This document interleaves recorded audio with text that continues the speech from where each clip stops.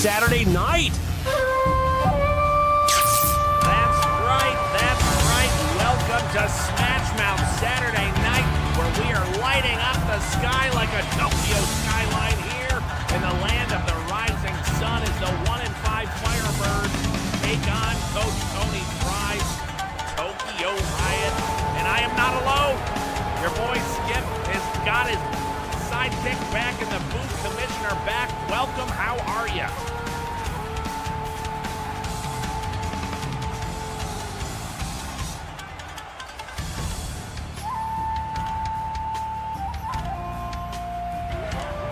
It's going to be quite the game. As you can see, there's keys to the game. We've got the Firebirds. They have to block Will Lane, get to Ramon, and stop the Hobbit. Meanwhile, the Riot have to keep their eyes wide open, pound the rock, and pressure William Paulson, and away we go on the kickoff.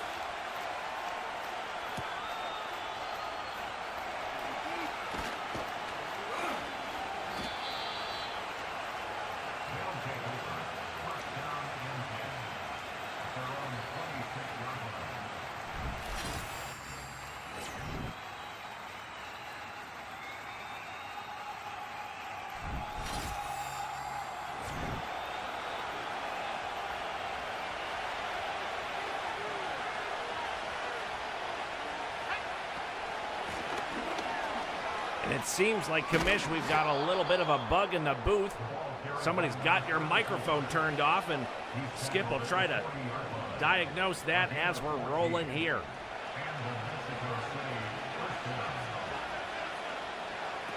Got a 1st and 10. Paulson at quarterback, handing off to Evans.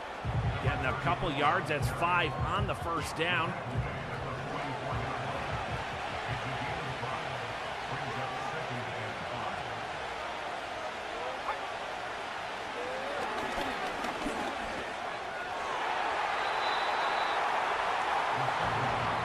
Just like that, incompletion, 3rd and 5 we're looking at. That was a close one there.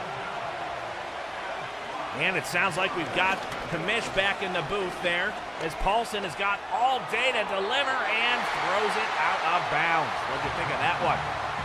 Now, what I was saying there is we had some sound issues.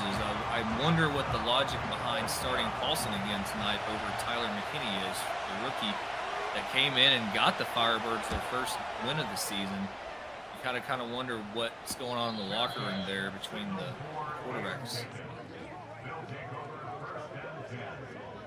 Absolutely, and you gotta wonder, what is it gonna take for them to finally give Paulson the boot? Meanwhile, we're looking at the very talented Ramon Hamilton, who has made Coach Tony Frye look like a genius with that free agent signing. Yeah, I mean, Frye was looking at the draft very early at getting a quarterback, which they did later on, but they were thinking about getting a new franchise quarterback in the early rounds, which they did not, as Ramon takes a shot here for a 1st down on 1st and 10. And this is sort of an unheralded receiving core that they've got here, and you have to just ask yourself, are any of these guys highlight real names week to week? Not necessarily, but the composite, the sum is greater than the whole of the parts. Yeah, as it's 1st and 10 here again, Ramon takes the snap and he hands it off to the halfback, Johnny Hobbs, up the middle. And Johnny Hobbs has had a great season as a rookie too. He's probably not going to win Offensive Rookie of the Year, but he's been very consistent in contributing to the wins here for Tokyo. He sure has, and meanwhile, Hamilton getting chased down from the interior. That's Lincoln. And we're not talking Honest Abe. Not talking dead presidents there either, as he puts him in a body bag. That's right. And you can see Hamilton not happy about that. How can you let a big nose tackle up the gut? You see an offensive lineman taking a little bit of a dirt nap there. Lincoln threw him to the ground and then hops on top of Hamilton. Yeah, the play action did not work there. No one was fooled, and he came in. And now it's 3rd and 15 for Raymond. Sending Hobbit, looks like out wide. Empty set with a bunch to the right. Got a guy out in the flats. It's going to be tough. Yeah, didn't think that one was picking up 15 there. Shout out to everyone in the chat. Especially, we wanted to give a special shout out to Ronnie Taylor. That man is in every single game as the Riot are going to punt here on 4th and 15. Shout out to Taylor. You're going to be a great player in the college season coming up. Ronnie Taylor is the fan MVP through the mid-season mark. Formerly known as ET, as Paulson leads the Firebirds out here again for their second drive of the game. They've got to get something going or they're going to be facing a first-round draft pick. I was just going to say, speaking of mid-season, that mid-season mark Rivals radio episode from Rivals Broadcast Network just dropped yesterday before the Friday night games and was certainly starting to pull back the curtain on what could be the winners and losers come playoff time. And I mean, there's a lot of teams that are in the middle there. There's, that befuddled as he hits the hole fast on the left side there, bringing up 3rd and 3. Evans did. But, yeah, there's a ton of teams, like 8 to 12 teams that are all, one game within each other. So it's going to be interesting to see how the rest of the season shapes out as they go play action. And Paulson's going to go for a big loss here. Brought down. This Riot pass rush has been successful to start the season, and while edge rusher Will Lane has certainly been a strong part of that, it has certainly been the unit as a whole getting after the quarterback. Yeah, and speaking of Will Lane, some of the early season MVP votes, which will be published for you guys starting tomorrow, some of them may or may not have Will Lane in some of the voting here, some of the standings and rankings. Meanwhile, you see the rushing touchdown for quarterbacks. Ramon Hamilton rounding out that top 5, but nowhere near George Burrell, who's got 7 and leads quarterbacks on the season. And he played today in he's obviously with the Los Angeles Reign, and he had a hell of a game today again. As Hamilton dumps off here in the flats for a 2nd and 4. And that's what Hamilton's got to do to win. This offense is built on dump, and then take a shot. And they're kind of getting away from it lately, which is why they're falling to 4 and 3. But I think that Frye's getting them back on track here. As Hamilton takes a shot right there, you go right back into the flats, get him out in the open for the first down. Yeah, I was going to say, if you can get Hobbs 4 or 5 yards every time, then it works. But when they're losing yards or getting it out to the flats at the line of scrimmage, it's essentially a lost play. Absolutely. As there you see Hamilton, he hands it off to Hobbs, and that's what you need. Pounding the rock, bringing the lunch pail. A lot of people forget Hobbs was on that first-year national championship team with Johnny McNamara. That's right. Gets to the edge and then some for the first down. The Hobbit hopping along to start this game out. He's not necessarily a breakaway guy, but he's got everything else you want, including soft hands out of the backfield. Yeah, he's got all the tangibles to be, a complete tool here. As Hamilton takes a shot over the middle and just no connection there. I would agree he is a complete tool, but he's still a heck of a running back. Absolutely. Look at this formation. Yeah, look at a little modified pistol full house, bringing him in motion. Oh, he got stopped there. Big hit. Gotta wonder what the play call was on that. I mean, 2nd and 10 and just nothing. Now looking at a 3rd 10, not exactly how you want this drive to be going. Hamilton's got a little bit of time, but he takes off running and slides well short of the sticks. What do you think of a play like that? What's the point in running on 3rd and 10 if you're gonna slide with 5 yards to go? Exactly. Take the shot downfield. Somebody can either make a play or it's gonna go incomplete. Or if it is an interception on the sideline, it's most likely going out of bounds, and there's your punt right there. So take a shot. Absolutely. Punting from about midfield. End over end.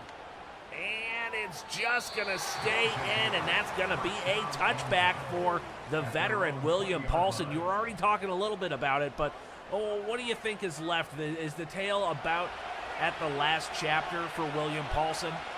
Yeah, and obviously I had a little insight with all the GMs and the owners and everything. And Mexico City, the grumblings are already started. Paulson's after in the next week or two, if something doesn't change, Paulson's probably going to get benched, and then he's probably going to get replaced. Not in the draft because they do have McKinney. I think he's twilighting here. Yeah, at the tail end of a journeyman career not always the best recipe in a startup league. So maybe just not a great fit. They knew that he certainly has the mentality to be a quality mentor. And back up as Evans gets some room. He gets a big first down gain. They really could use that. But yeah, Paulson certainly is open to being a mentor. He's kind of made it clear he knows this could be his last season. So he said he's going to give it all he's got, but when it's time for the kid, I'll be there to back him up. That's what he said. So I don't think it's going to be a controversy necessarily if and when McKinney takes the snaps for the rest of the season at some point soon.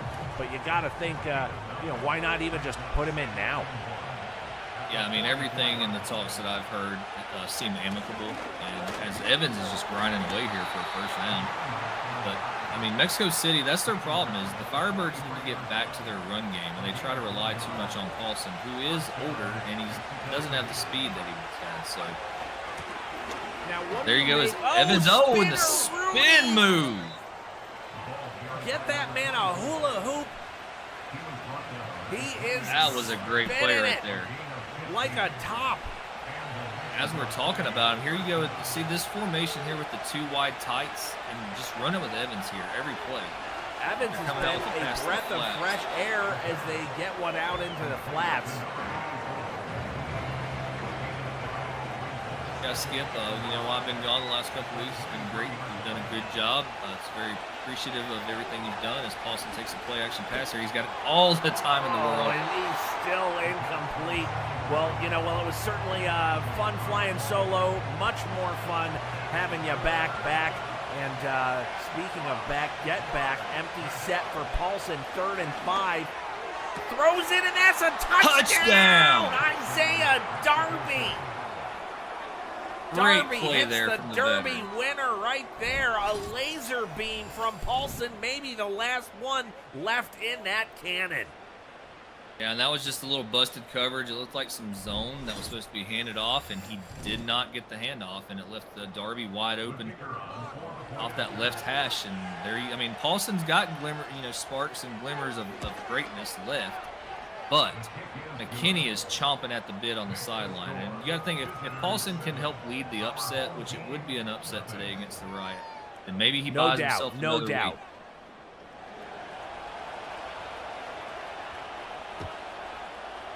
Week. Kickoff here.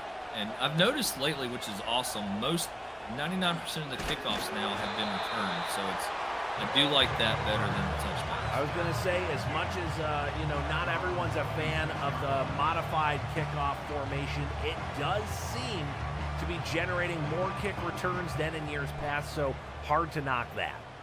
Yeah, and everyone's not getting the ball on the 20-yard lines, but it does seem to actually give people better field position.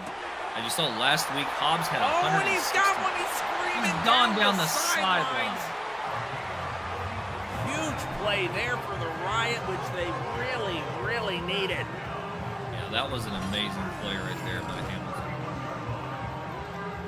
That's all it is, just finding the open man in that zone coverage and just getting him up the sidelines. Huge play right when they needed it, and they have flipped the field position game here towards the end of the first quarter. Will they take a snap? They will. I was just about to say, will they? Hamilton gets it off, and it bounces into the dirt. What a first quarter we have got. Upset special? It's early, Skip. It's early. It is early, and something to maybe touch on is this is an international game. And while the international games are fun, not all of the international exploration cities seem to be working out as well as others. The Riot have had great success here in Tokyo. Meanwhile, head coach of the Firebirds, Garrett Pratt, made an offhanded comment to a reporter on the plane about all the travel and trips and visa checking is not good for football. What do you make of that? Well, yeah, we've heard some rumblings in all the locker rooms, and we have weekly coaches meetings and GM meetings and everything. So it has been brought up that maybe some relocations will be coming to year 2. Obviously, I would be lying if I didn't say Mexico City and/or Tokyo might be one of those, but we'll have to wait and see. It'll be up to the GMs as Hamilton dumps off into the flats here.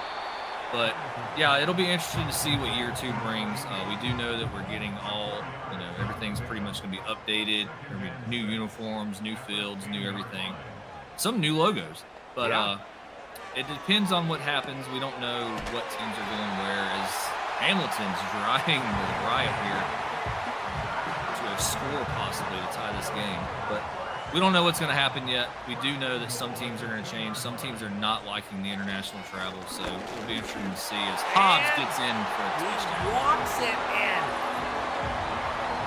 He could have helped an old lady cross the street with the amount of room he had. That was great blocking off the left side there. He went looking for contact 5 yards deep into the end zone. Johnny Hobbs says, hey, I need a little contact, please. Yeah, and Hobbs and Frye, they're going to be a great combination here. Frye's doing a great job leading this team, and Hobbs is going to be a franchise running back by the time this is all over. Yeah, like we said earlier, the only thing Hobbs doesn't have is that blazing speed, but who would you rather have on the goal line? Certainly a guy like Johnny Hobbs who can just lower the shoulder and drop the boomstick as we get a nice return up past the 30 to the 31 here for the Firebirds, all even as we see Jeremy Evans coming back out, having a very strong start to this game. Yeah, and if I'm the Firebirds, man, I'm coming out and I'm running every play. First and second down, I'm running with Evans, and then we'll sort it out at the end. Firebirds are obviously not seeing that. Darby was trying to make the catch, but almost got his decapitated. Yeah, that was a bad throw by Paulson. Jeez. Now they hand off to Evans. But they sniffed it out. The Riot saw that coming. And when you got a middle linebacker like Cody Meltzer, he's sniffing all this stuff out early. 3rd and 10 out of the shotgun. Paulson makes a quick throw, only getting a yard. Not good enough. They're going to punt.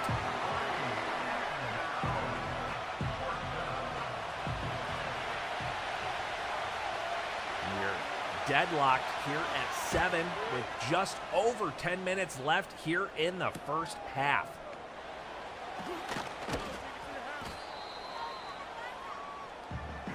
Now we're going to see Johnny Hobbs, Ramon Hamilton, and company.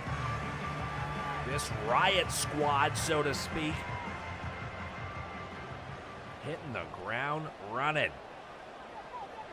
Or passing. Shotgun, 1st and 10. Hands off to Hobbs, who's got room up towards past the 50, down to around the 47-yard line. A healthy chunk on the shotgun handoff there.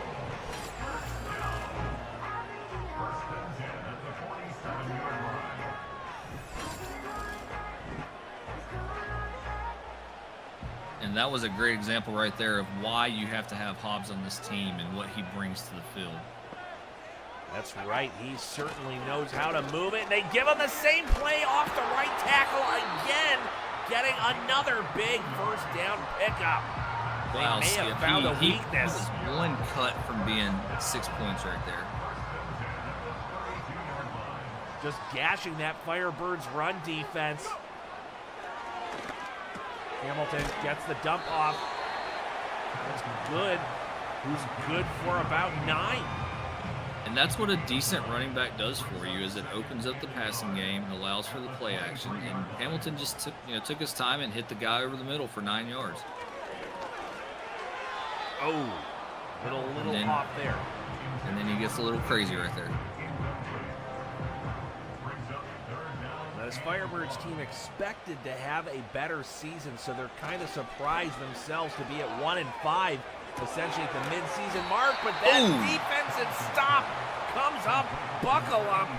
That is a big-time stop on 3rd down for 4th and inches. Do you think Coach Frye goes for it here? I would go for it, but it looks like Frye's going to try to get the points here. But, I mean, it's 4th and inches, halfway through the 2nd quarter, your tie game. I'd go for it all day. Well, either way, it's good.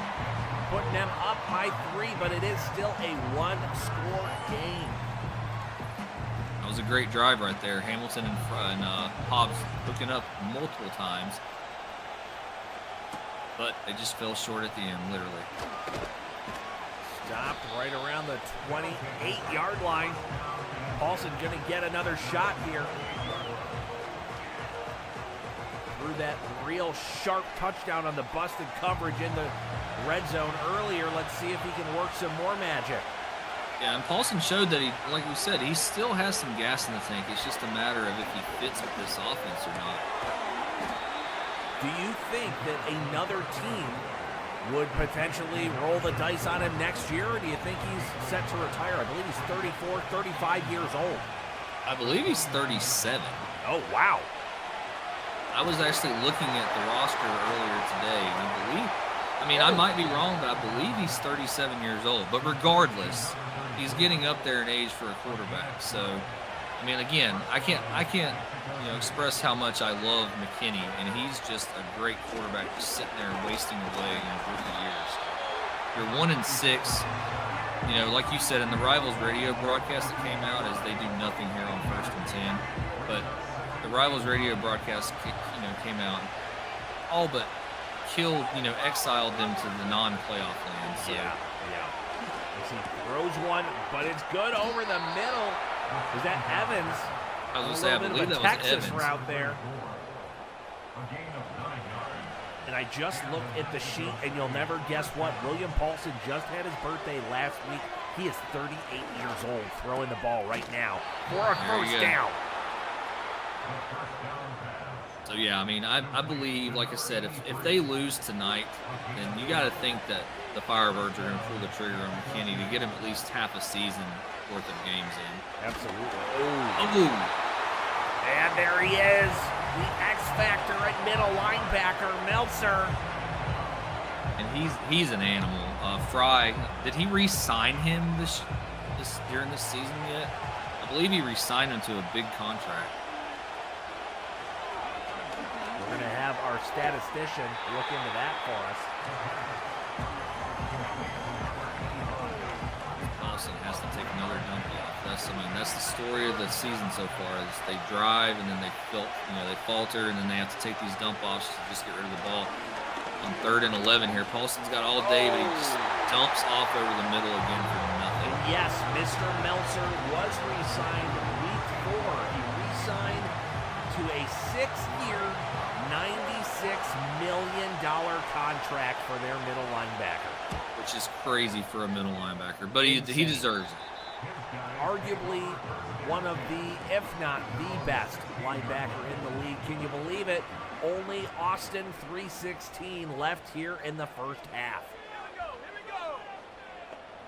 As if Hamilton can drive Tokyo down, they can get a 10-point lead before halftime. Oh, great catch, and he's streaking up towards the sideline, just short of the 50. And there you go. That shows right there. They're looking at taking a shot.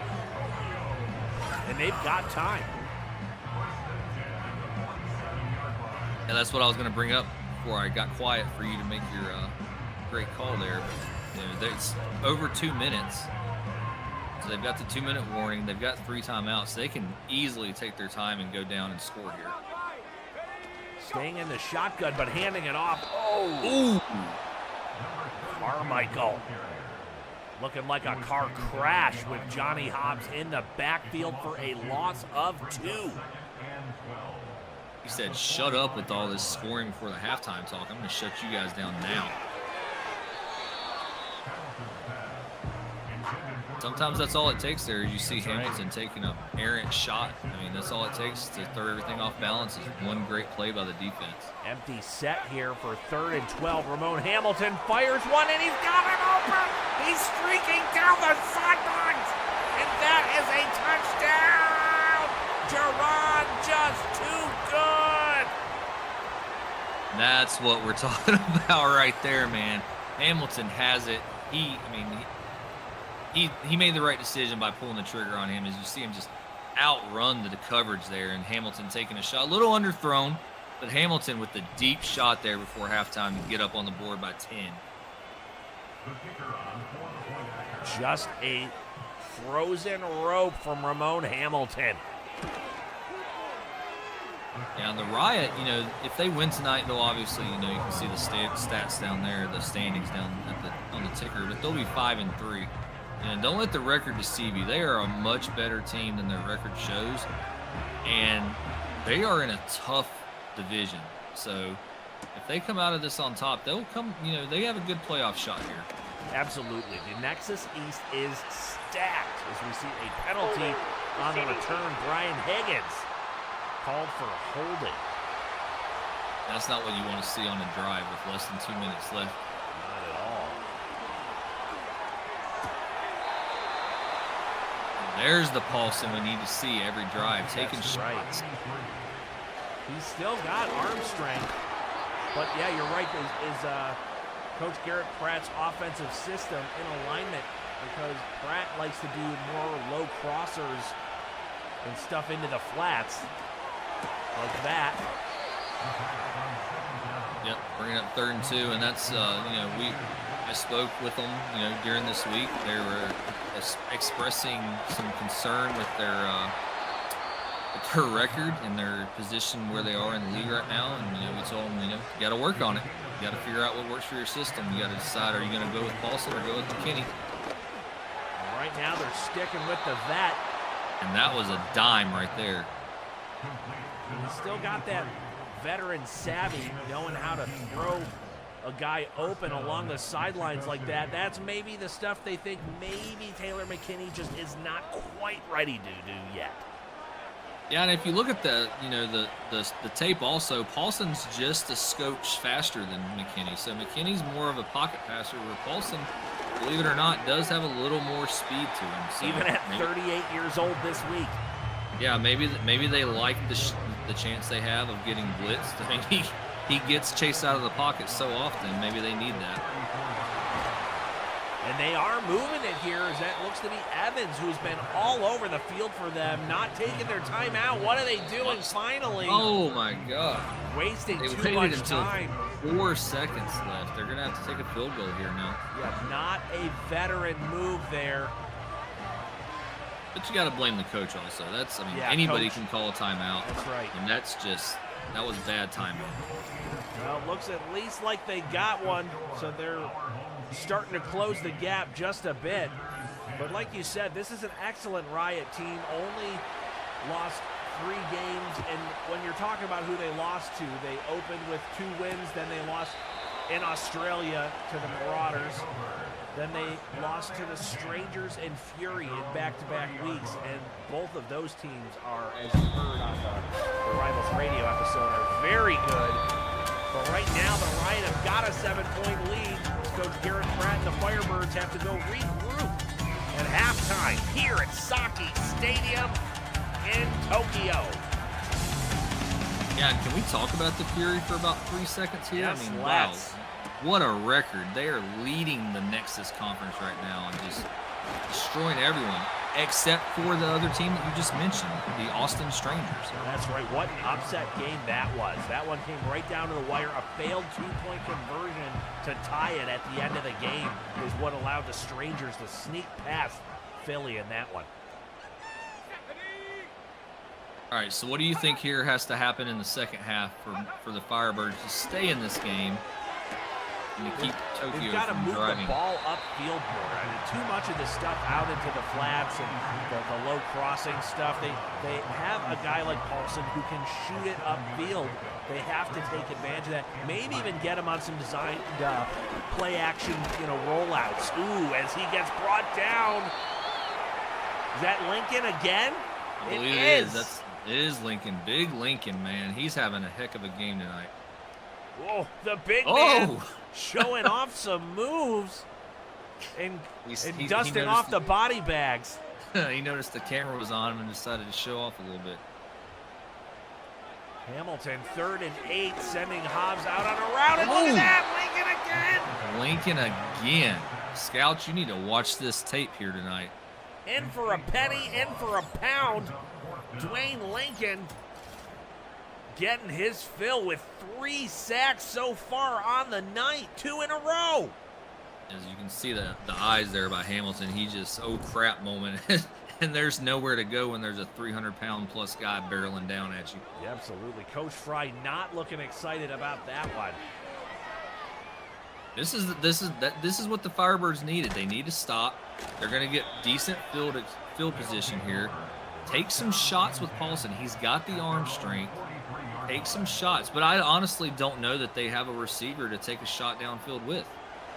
You know, the Firebirds have talent kind of speckled around the roster, but it just seems like they're not exactly in alignment with each other. They got a guy like William Paulson, you know, who's up there in age. You got a guy like Jeremy Evans, who's certainly younger at running back, showing his merit tonight.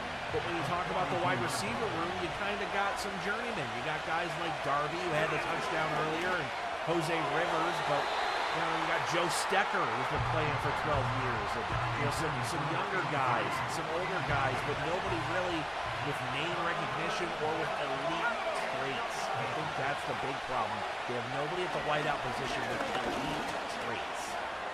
Yeah, and I mean, that's been shown throughout the season so far. I mean, like with the Brawlers who are just lighting up defenses, they've got, you know, Metcalf and Reed,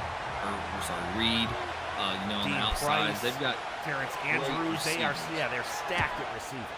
And then, like with the Sharks, they have rookie Ed Silva, who, you know, is lighting up the rookie class at the receiving game. So they just don't have, like you said, that name recognition or that burner on the outside to go to when they need to. Gotta wonder if that's something they look for in the draft, or are there bigger holes for this Firebirds team if they're going to have such a high pick? They have a quarterback, they think, in Taylor McKinney. I believe he was, a first or second round pick in the draft. Yeah, he was early. He was before the third or fourth, but I mean, McKinney's good. Just like we have, you know, just like we had a 0 year to kind of set everything for the pro season, we had a 0 year for college. And McKinney, believe it or not, I've said it before, he won the national championship in the 0 year of college season with the University of Cincinnati. So that is no easy task. The kid is a winner. As Hamilton, that time, he had wide open in the middle of the field. And he should have taken off for the first down, and he decides to pull the trigger. They're now looking at 4th and 4 from right around their own 20, which clearly means they're going to punt that away. Yeah, and it's kind of interesting to go off of that radio, you know, the Rivals radio broadcast again. It's amazing. We're, you know, week 8, so you're almost, you know, there's 17 weeks, so you're technically halfway through the season after tonight. And then, you know, so many teams are 4 and 3, 3 and 4, 5 and 3, 3 and 5. So they're, you know, separated by 1 or 2 games. And it just shows that the competition and the skill level on teams is pretty, you know, the parity's here. So it's all about the game planning and the GMs and the coaches that are coming in, taking, and you can see that with the user coaches with the Canton Crush and the Buffalo Brawlers, you know, taking ahead. And then on the flip side of that, and it's not a shot at them, but the Dukes on the flip side of that, you know, they're struggling a little bit with their rookie quarterback. So, but it's also, to your point, it's about how teams are being built, right? When you think of the Crush and the Brawlers, they've been, you know, certainly very focused in a win-now mentality, even though the Crush are going from worst to first. They added a lot of pieces and had some salary cap room to add some guys in free agency and made some trades. And meanwhile, the Dukes are kind of in a bit of a transitional moment, going from William Paulson, who was their quarterback before the draft, to a rookie, as well as several rookies trading away uber-talented players like Earl Rose to the Bombers. So the Dukes, almost you would expect they know they're in for a little bit more of a grind in year 1. And what a slip of talent that was, letting Rose go to the Bombers, who has not single-handedly, but he has won at least 2 games. I was going to say at least 2 games for the Bombers. Earl Rose was the reason they won the game. I believe one was the very first game he went to the Bombers. He caught a touchdown in the back right-hand corner. If not in overtime, it was the end of the 4th quarter. I believe it was overtime. Yeah, I know one of them was definitely overtime, and then one of them was right at the tail end of the game. So Earl Rose, the Dukes lost, a huge gain for the Bombers, just like a huge gain right now for the Riot running downfield. It's the big tight end, Ramon Hamilton, finding his man in the middle of the field and just letting him do the work after that. The Riot are pushing now, and Hamilton's pushing 300 yards, about 40 yards away at 260 here. Only one touchdown, which is surprising, but you know, they are keeping the Firebirds at bay here. That was rookie Adam Daniels making the play there and finding his way upfield as he hands off to rookie Johnny Hobbs. Some rookies seeing more action than others. The Riot certainly have not been afraid to start their rookies. One of the things you got to love about Hobbs is, you know, watching his tape on the season so far, he is a north to south runner. He puts his head down. As Hamilton's going to go down here. Bad decision. South, Hamilton was heading way too far south. Running himself into Henry Childers. And Hamilton getting up with a limp there a little bit. We'll see what happens with that later on in the game. I guess if I had a big defensive end land on me, I would be a little limpy too. Yeah, most likely. 3rd and 20, empty formation. Hamilton all alone, 7:25 left in the 3rd quarter. He throws it on a short bubble screen. Looks like they're just trying to work it into field goal range. Yeah, it looks like they're just going to try to get points. You know, salvage a bad drive, what's happened so far, or bad game, or not, sorry, bad game, bad drive. And, you know, this is a long one, a 52-yarder. And he's good. Wow, drilling it from the right hash line from 50 plus. Speaking of drilling it with kickers, if you're listening, Hans Knockenbrecher, you need to come back into the league, man. Everybody's wanting you to join their team on the college season for year 3. And you're the only kicker, so everybody's trying to get you, but you're not there, so come back. Come back, Hans. We miss you, bud. As Paulson gets the ball here, I mean, they're down by 10. Paulson's got to take a shot. You know, unfortunately, they're not doing much, so we pretty much talked through their whole as he takes the option to the right side. And there were the wheels that I was talking about. He's not a burner. He's not a Michael Vick, but he does have more of a need to get to the outside. So here's a question for you, back, or anyone in the chat. As Evans gets brought back down to earth by Will Lane, the rookie out of Texas A&M, who is having himself quite a season. Absolutely. He's having a great season. I would not be surprised when those rookie votes come out this week, if you know, the award votes come out, if he's in a lot of them. Oh, that was close there. Will Lane has, I believe, 6.5 sacks on the season at this point. So a great start to his rookie season with about 15 tackles for loss. He's certainly getting after it in his rookie year.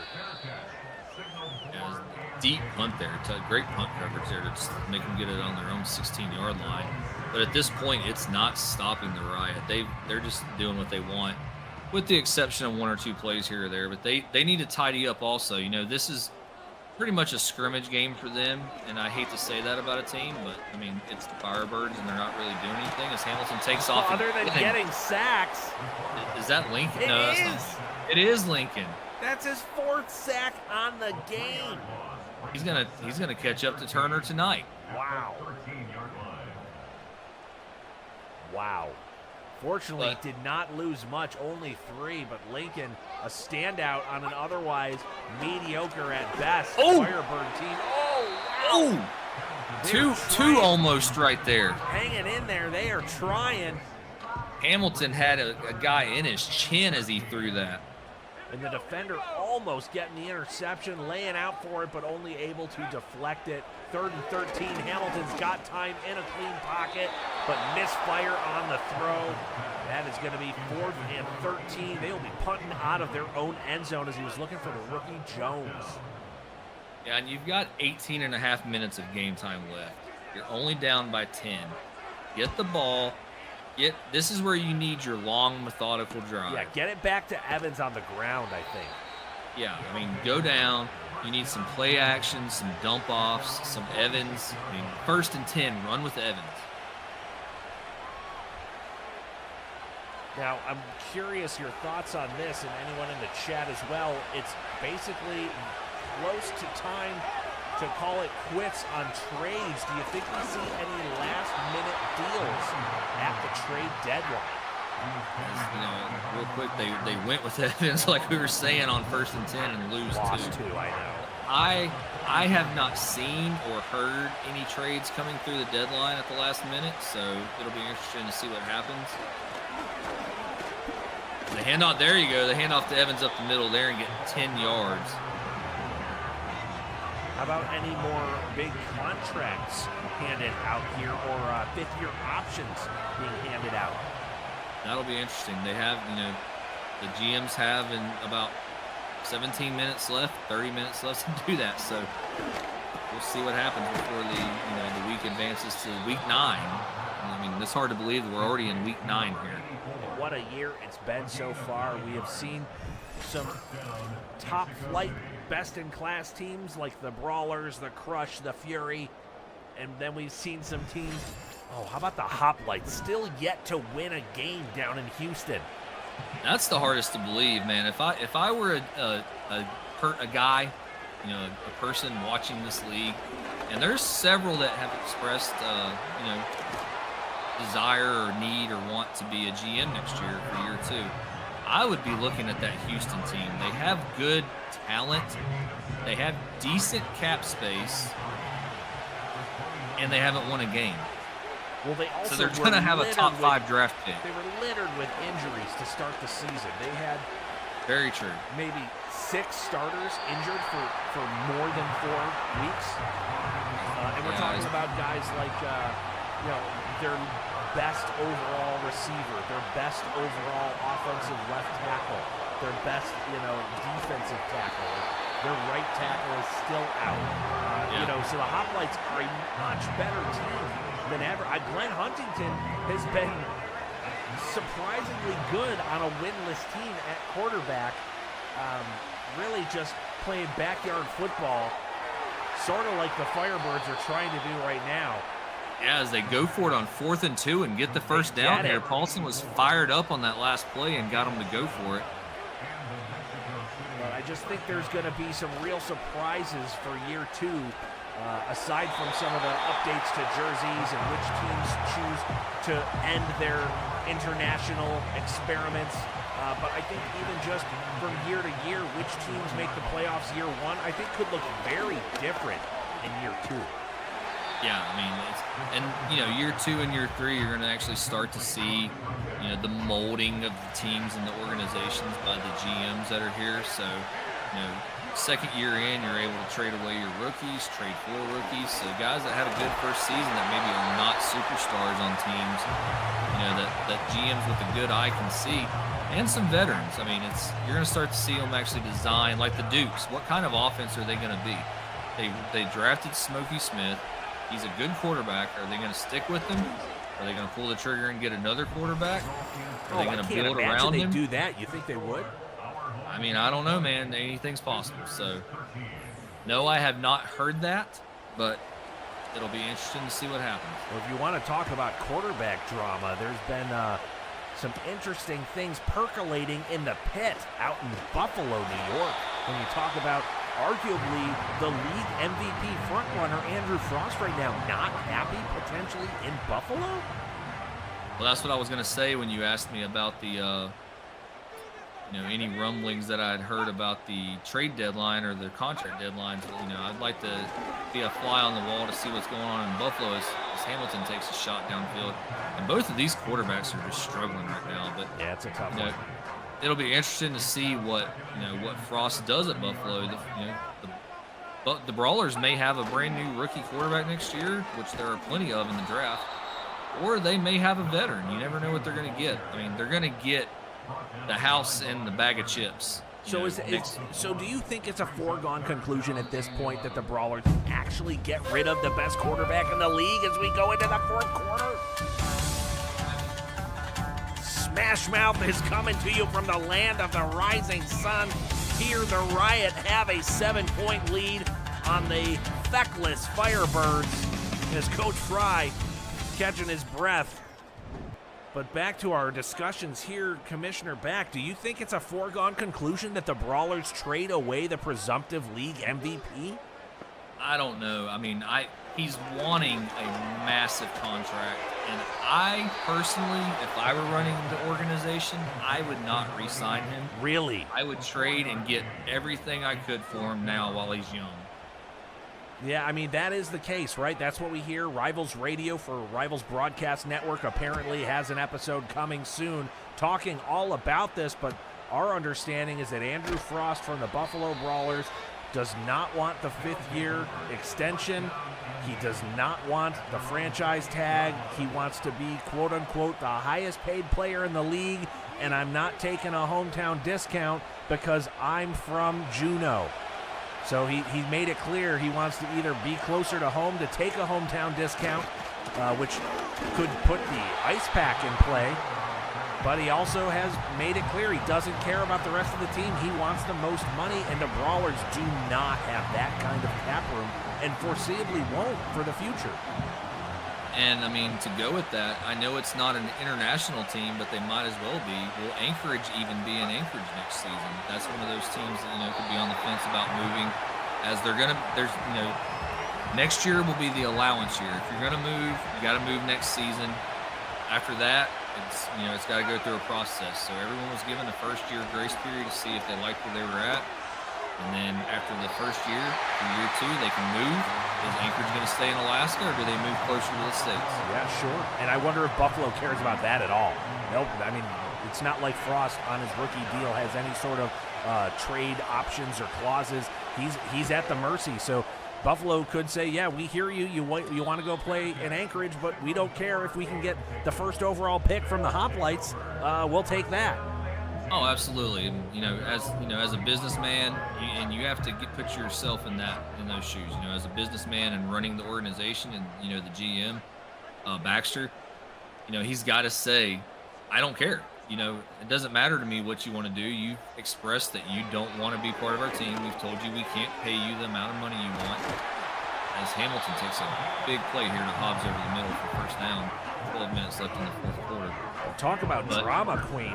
If he really, can't be happy being on arguably the best team in the league, why not take a little bit of a pay discount? Absolutely, and that's where you have to separate yourself from the teams, and you have to pretty much realize that every 3 to 5 years you're going to be rolling over a new team here in the Pro League. Yeah, so I guess if they can get, I'm sure if they actually traded Andrew Frost. Oh, it's Hobbs breaking up. Big towards the 40 for a first down. Just to close on that thought, I'm sure if they traded Frost, they would get a lot. Yeah, absolutely. And just imagine if Hobbs sticks around. Hobbs is a user running back, so just imagine if Hobbs sticks around and gets some of these off-season workouts in and gets his speed built up. Now, you made mention of some of that. For those who don't know, can you just walk a little bit through some of the process of not only creating a player, but now there is an option to start as a senior and only play 1 year of college? Yeah, so before we had where you built, a free tier or I believe it was silver, bronze, silver, and gold, with the gold being the highest tier, and 299s, 195 attribute. There's 10 attributes altogether that you get to custom do. But we decided, due to people asking and within the league and people showing interest in the league, they wanted to come in and possibly only play 1 year, or they wanted to come in and play 4 years. And the original default was 2. You came in as a junior, and you played your junior and senior year, and then you got drafted. But due to the new tiers, when you come in, whatever tier or whatever, we're not going to call them tiers anymore, so we got to get away from that. I guess it'd just be class then, huh? Yeah, whatever class you build. So if you come in and you build your a sophomore class tier, that's the attributes you get, and you will play 3 years of college football. So people need to pay attention, and if they want that tier, if they want the gold tier or the senior tier with the most attributes, that is a senior level player, and you will only play for 1 season in college. But there is the option to do, fumble! And Mexico City has it. Just like that. Still a fighting chance for the Firebirds. And they're only down by 10. Take some shots downfield with this quarterback. The Firebirds get the strip sack fumble, and the Riot get the boo birds from the home fans. Yeah, this is tough. I mean, Paulson has a shot to be the hero here. Oh, they're only down by 7. I was going to say, I thought it was just a touchdown. I forgot about the garbage time field goal, but yeah, they are keying in on Evans on this drive. So just to put a cap on building your player as a new recruit, basically you've now got the option to come in anywhere from a freshman to a senior, so you can spend as long or as little as you like before going pro. That's a great update. Yeah, absolutely. And it should help, it's going to bridge that gap for players that want to play the most college they can, and for players that only want to do one and done. As Paul said, is that a safety? That a safety? No, they're going to say stopped at the 1-yard line. I would have given them the safety on that. I got to see the replay, and they're not going to give it to us. A body has been bagged. Handing off in the shadow of his own end zone as Evans almost breaks free. On 3rd and 25, he got it to 4th and 9. Now, what would you say if you were the GM for the Firebirds? What would you be prioritizing for them in the offseason? If I were the Firebirds GM, I would come in and anyone that I could cut and save money, I would cut. And I would just rebuild it from the ground up, realize that it's a 3 to 5 year rebuild. You have your franchise, what I believe could be a franchise quarterback in McKinney. And if not, at least 3 more years. Exactly, that's what I was about to say. If or not, 4 he's if your he was 3 to 1st round 5 pick. Rebuild quarterback. And then in the next 2 to 3 years, there's so many quarterbacks that are going to be in the draft, and a lot of them are users. So you could draft one of those other quarterbacks in 2 or 3 seasons while you build with McKinney, and then let McKinney go after his rookie contract. It's true. We really should see a massive tidal wave changing of the guard at the all-important quarterback position for several teams over the next season or 2. And there's like with Tokyo with the Riot, they have a great quarterback that was in the Heisman running all season last year from Duke, and he's going to be a good quarterback. So while Hamilton is playing great, he's not old, but I believe he's mid-20s. So maybe he's going to get to the point where he gets up for re-signing, and he's going to want a bigger contract. Yeah, that's a great point. The Riot quarterback room is interesting, right? You've got Ramon Hamilton, 26 years old, 6 years playing. Some might consider him a bridge quarterback. Then you've got a guy like Alex Jeffrey, who's 24 years old. He's in his 2nd year out of Wyoming. Some would say he could be a QB of the future. He's got some speed. He's got some big arm. He's actually probably got the biggest arm of the bunch. And then there's the rookie this year from Duke, Darren Thomas, at 23 years old, who could also be a potential QB of the future. But right now, the QB is Ramon Hamilton, and he's certainly doing enough to keep the Riot on the winning side of the ledger. Yeah, and again, the only thing hurting the Riot right now is their division. It's going to be a tough fight for them to get that #1 playoff spot or the #1 division spot in their division. Well, at this point, it's almost it would be a miracle, really, for them to get that. Because the Fury are, unless the Fury completely unravel, they're going to get that #1. They're going to get the division spot for their division. So. Well, the NFC. That's a great run by Hobbs. Yeah, it was for a first down, carrying the ring or the rock. But the Nexus East has the Philadelphia Fury with only 1 loss on the season, the New York Nightmare with only 2 losses on the season, then the Riot with 3 losses on the season, and the Lions, who, they have 1 more loss than win, but to your point, a very strong Nexus East division. Yeah, it's a tough division, and that's the Fury are like the Brawlers. While they're not blowing people out by 30 or 40 each week, the Fury are like the Brawlers. They just can't be stopped. They find ways to win the game, and they are sitting at, I believe, 6-1 or 7-1 after today. So, they're the team to beat in the Nexus Conference right now. Yeah, you'd have to say Philly and Buffalo certainly looking like the cream of the crop as Hobbs with that great run as he breaks 100 yards on that carry.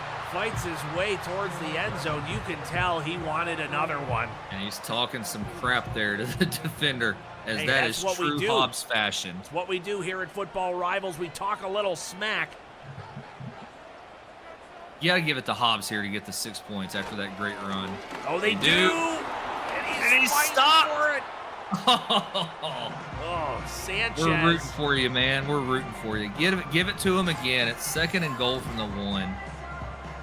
Tell you what, the Sanchez brothers almost ended up in Buffalo together, playing both at middle linebacker. Only Ramon ended up in Buffalo.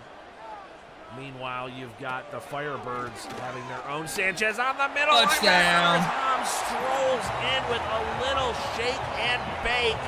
Yes, and that is congratulations, Hobbs. That's a great game. You've had a great game.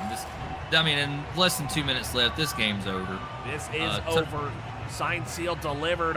Hobby horsing for Hobbs. And, speaking of Hobbs, go back to some more college talk. He's got 2 or 3 really great teammates from last season that'll be in next season's draft with Billy Ray Bannon. That's right. That middle linebacker, I believe. And Nickel Banks at quarterback, who took over for Johnny McNamara when McNamara transferred to Georgia. So there's going to be, Texas A&M might be a team to watch next season, and their players are going to be guys to watch in the draft. Yeah, I was going to say going pro. Big hit there on the kickoff. They're still letting Paulson take the snaps right down to the bitter end. I guess that's a fitting tribute for a guy who's more than likely going to see the hook after this week. Paulson dropping back. Fires right, got the first down. Yeah, and you can see the rumblings here on the social medias. Paulson is being trashed right now. This is probably most likely, it's got to be, you got to think if you're a GM, it's got to be his last game. As he's looking good in the finale here. Or do you tank? We don't tank, but or do you tank for a draft pick, which technically isn't tanking, but there you go. That play right there describes his play for the season. So 2 steps forward, maybe 2 steps back. But like you said, I would have to take a deep dive into their roster to see what they need, but I would gut them and rebuild with McKinney. Yeah, McKinney was a 2nd-round pick, so no 5th-year option available. Oh, as Paulson connects again. Big smack. So McKinney will only have 3 more years on his deal before you have to do something. But, the 6'6" kid out of Cincinnati certainly has the potential. So imagine what they could get if they left McKinney on the bench for a little longer, secured that higher pick, and were able to get a really elite, maybe receiver. What do we know about the receivers that could potentially be coming out in the draft next year? There's not a lot of users, but there are a couple. Southern Miss had Pat Pierce that went to the St. Louis Rhinos this year in the draft, who's lighting it up. Phenomenal. Yeah, he's having a great, and he's the speed, but he's got a teammate, Oscar Dennis, I believe. Oliver Dennis. There's another receiver coming up from Southern Miss that is going to be in the draft, and he's going to be another good receiver. So we'll see. Paulson gets brought down. 10 seconds left. Back of the game. The riot had been running riot all over William Paulson. Both defenses have just been smothering the quarterback all game. This one's just going to be a little... Obviously the last play of the game here. A little something, Paulson. And he gets the 7th sack of the game. Wow. Brutal.